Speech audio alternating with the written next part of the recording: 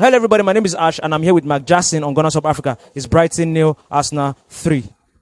Mark Jackson, another win, another clean sheet, another 3 points. Another Kai Havertz goal, another Kai Havertz assist, another pain to Chelsea fans that thought that they sold the useless player to us. You know, I'm very happy with the result today. I was scared, to be very frank with you. I know many Arsenal fans they believe Arsenal so much, but I looked at Brighton and the setup, their lineup was very, very, very good. And Siso came back into the squad. There was Adingra, Baleba was there, Pascal Gross. You know, it was a good lineup by Estupiñán was there. Estupiñán normally disturbs Arsenal. Lamptey was there. So I expected the game to be tougher than it was. And Brighton started very well. They made me believe that I was right to be scared. But as usual, we did the job. Away from home at the Amex, we got the 3 points. Another clean sheet. Saliba and Gabriel, they keep getting all those applauds from pundits because you don't have any other choice but to praise them. When you see a defense, our last 5 matches away have all ended in clean sheets, even against Man City at the Etihad. So, man, I don't even know. I'm so pleased with this team, and I pray that we continue going like this. It was a nice game overall, 3-0, and we move on to the next game. Let's talk about the players. Let's talk about the players that came into the side today. The likes of Jesus, Saka especially. You know, Saka especially for 2 seasons now, I think. When it comes to the end of the season, you know, Saka looks like he's tired. He's always looking like he's tired, and he doesn't give us the performances he gives us during the season and the beginning of the season. You know, but do you think there's a burnout there? I don't think it's a burnout. I don't feel it's a burnout. I feel it's down to that protection that has not been there from the referees. If you check, you will notice that he's the player that has been fouled most in the Premier League before he started getting those injuries. I think he needs a little bit more protection from the referees. He gets kicked a lot, and they let it be. Saka is not a player that dives.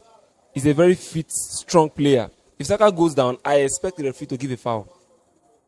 Except it is too mild. Saka does not just go down easily. So I feel like referees should just protect him a little more. Come on, he's the England Player of the Year for the past 2 seasons. For the national team. He won it back to back. But for the past 2 years rather. So protect this guy a little bit. That guy has to be like a treasure for England. You don't want him to miss the Euros. So I feel like they should just protect him a little bit. It's not down to burnout. I think it's down to all those kicks he gets, and it just affects him. I don't believe it's down to. I don't believe it's down to being burnt out from playing too many matches. That's not the case. Yeah. So Gabriel Jesus came into the side today. Zinchenko came into the side today. Giorgio came back into the side. Partey started against Luton, and when I call these names, man, like it suit me for chest, you know. You know, looking at the fact that you can have quality players on the bench, and then when you're making substitutions, you make quality substitutions. That's what they call subs. That's what they call impact subs. Like Arteta said, he said I don't have subs, I have impactors. You get me? And I know, yeah, when he said that, we didn't really have that, but now you can see, yes, that we have that. We have impactors now on the bench. Partey is there, Trossard is there, Martinelli is there, you know. Like, man. Arteta is not playing with Arsenal. He's not joking. The man wants to win a trophy. Arsenal cannot be winning 2-0, cannot be leading 2-0, and you see Arteta, respect to Nketiah, but he cannot be brought on when you're winning 2-0. It is that serious. Arteta is not joking around. With our players fit, with all our players fit, players like Nketiah, they don't stand a chance to come in. There are players that are ahead of them in development. There is Trossard, there is Martinelli. We don't have too many attackers, but the ones that we have, they know that their place is not guaranteed. Gabriel Jesus is playing better. If he does not do well in front, he tries to track back and defend. He knows that, okay, since I'm not known for goal scoring, I cannot score too many goals. Let me make sure that my all-round gameplay is wonderful, it's perfect. It's something that the coach will have to think about. He tracks back, he helps the defender. And he does the little bit that he can. He does not dribble as much as he used to. He won a penalty today. He won a penalty today. So I think the competition, the small competition that is there, has given these players that mindset now that, man, I don't need to slack. That's why now, because of that reason, when they come in, they want to do something. Trossard got a goal today. They want to impact.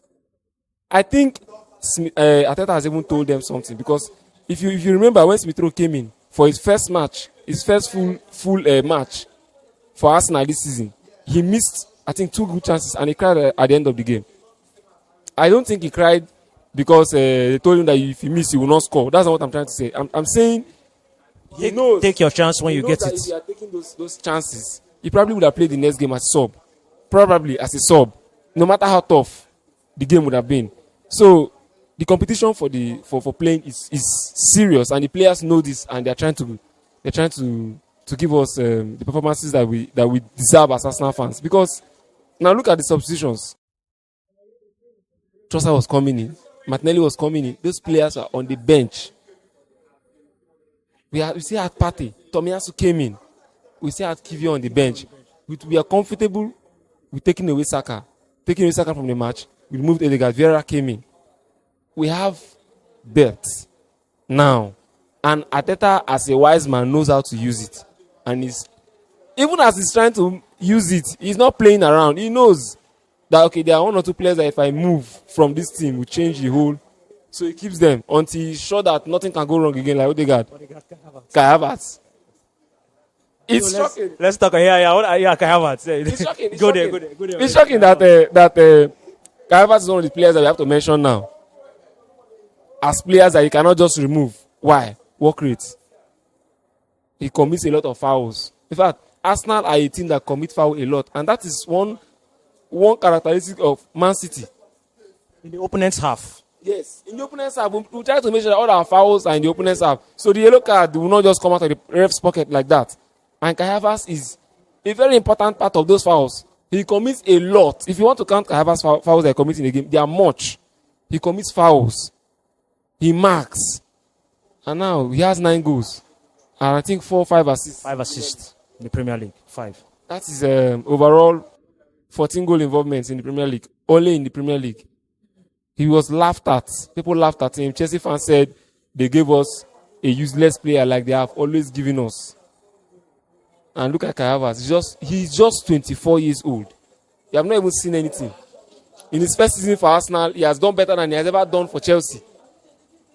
You tell me about the Champions League goal he scored. Okay, that is a better thing. He gave Chelsea a Champions League. But when you want to talk about overall performance, goal involvements that he has had for both teams, he has 14 already for Arsenal in Premier League. He has never had that for Chelsea. He played 3 seasons. He did not have that for Chelsea. He played 3 seasons. Arteta knows how to make signings, and when he makes those signings, you have to trust him. So at this point, Arteta wants to sign anybody that Arteta wants to sign, and once the player is above 50 million, I'm okay. If they tell me the player is 35, 20, 40, I can probably think he's going to drop, he's going to flop, maybe. But once he's 50, Arteta is not. He knows money is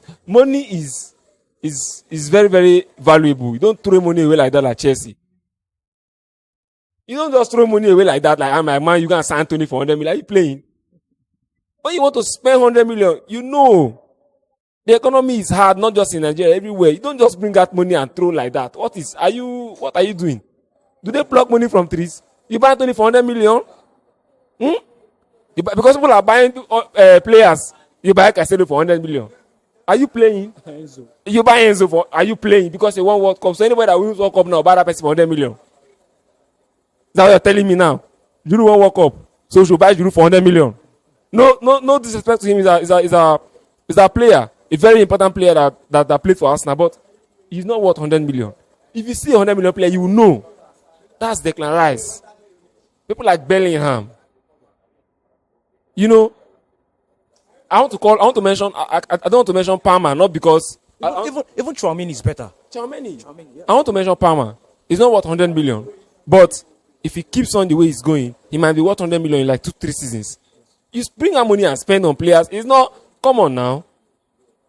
But let me not deviate from the fact. Arteta, once he brings out any money above 50 million, that player must play well. It is guaranteed. You cannot point one player you have spent from Ben White. Gabriel Jesus was bought for 45 million. Zinchenko was 35 million. You can criticize them. Ben White was 50. And you cannot criticize Ben White. Ben White has been playing well for Arsenal. From Ben White upwards. Fantastic signing. Kai Havertz is a fantastic signing.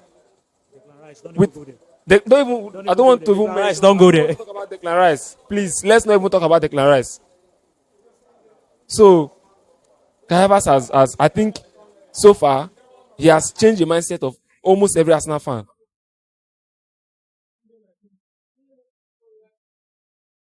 He has changed the mindset of almost every Arsenal fan. Not including me, of course, because You always believed. I always believe. Yeah, you always believed. I always believed. I said, give this player time. Give him time. He came into a new team. They are better players. When it's like carrying a spoiled tomato and put inside where they are just all the tomato in the basket, they are all good. You carry one spoiled tomato and put inside. You don't expect that tomato to just start feeling like it's good all of a sudden because it's in a basket with good tomato. Do you understand? Kai Havertz came into a team from a bad team. He was a bad player for 3 seasons at Chelsea. He came into an Arsenal side that was filled with top-class players. And he needed time. We gave him time. And this is what he has given us. Results. Good results. He won us the matches against Brentford, home and away. 2 9-minute goals, 6 points. 2 goals against Brighton this season. 2 goals against Brighton. Home and away. Home and away. 2 important goals, second goals. The second goal for Brighton, Kai Havertz. Second goal for Brighton today, Kai Havertz. Home and away against Brentford, Kai Havertz. Okay, insult him all you want. 6 points, 6 solid points from only Brentford. And it's not the only match he has scored in. So, You know, I made a comment on a post. And I was like, Havertz needs to sit this game out. He needs to rest. Man deserves rest. And someone said, not against Brighton. Not against Brighton. And I was like, that's how important the players become to us. That's how important the players become to us. He has shown Arsenal fans the reason Arteta went all out to sign him. Now we cannot afford to just keep Kai Havertz on the bench like that. If Arteta tries it in an important match, we'll ask him why. He will tell us why Kai Havertz is on the bench. That is how important Kai Havertz is for Arsenal now. He's not giving you all those shiny performances, dribbling or scoring too many goals, but no Arsenal fan will tell me that he's not one of the players that works hard in our attack. He's one of the players that, after Odegaard, Kai Havertz, he presses a lot. He does his bits. And from here, Arteta said he has not even done the best. He still has more to come. More to come from Kai Havertz. So let's just watch out for Kai Havertz and see. so your man of the match, My man quickly. of the match, I will give it to Gabriel Magalhaes and Saliba. 2 of them. Another clean sheet away from home. And against Brighton. A team that always disturbs us, gives us issues. We won the match and we won it comfortably. So I think kudos to those 2 players. Man of the match, 2 of them, they can share it. Yes. All right, thank you very much.